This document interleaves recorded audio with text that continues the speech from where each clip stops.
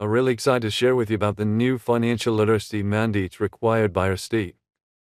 That sounds great. Such an important topic, and I'm glad you're teaching it there. If you don't mind, I want to run through a quick checklist to make sure you're meeting minimum education standards required by other subjects. Sounds great. In terms of program structure, this is delivered as a standalone class, right?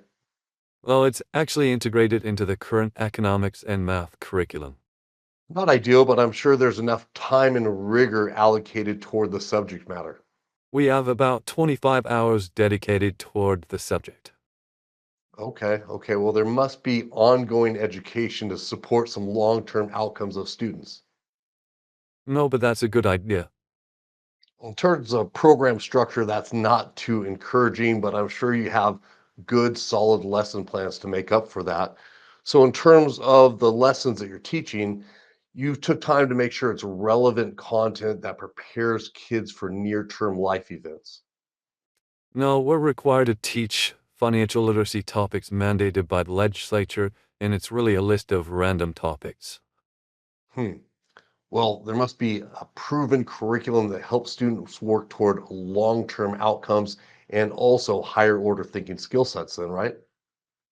No, the teachers are asked to find free online resources they can use in class.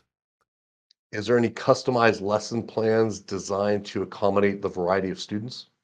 We haven't really discussed this with the teachers. Well, the program structure and lesson plans don't sound too encouraging here, but a lot can be made up with quality leadership and also quality teachers. So, in terms of teacher, I'm sure they're going through specialized, rigorous training to ensure they're confident in teaching the subject matter.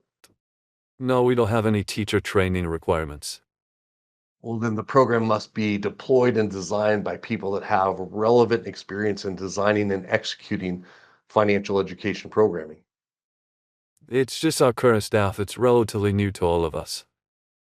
Is there any longer term outcome measures or even short term measures in terms of behavior, sentiment, or content knowledge? Well, some teachers may do some testing or quizzes, but it's not required.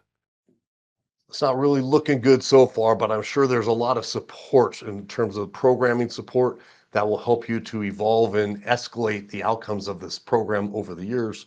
So, in terms of funding, how are you funded?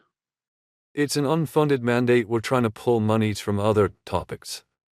With the lack of rigor and the lack of support and lack of program design, there must be lessons that start in elementary school so the kids are developing these skill sets over the years and finally they get the 25 hours in high school, correct? No, it just starts in high school. Well, do you at least encourage parental involvement to fill in the pieces that you're missing here with this mandate? We don't have anything that gets parents involved.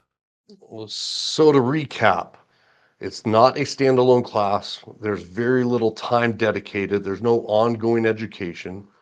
There's nothing, no, in terms of topics, there's nothing that's preparing them for near-term life events.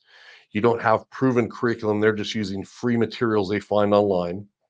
The lesson plans aren't customized to their needs. I'm just going through my checklist here. There's no training for the teachers. Programs are managed by people that don't have experience in this.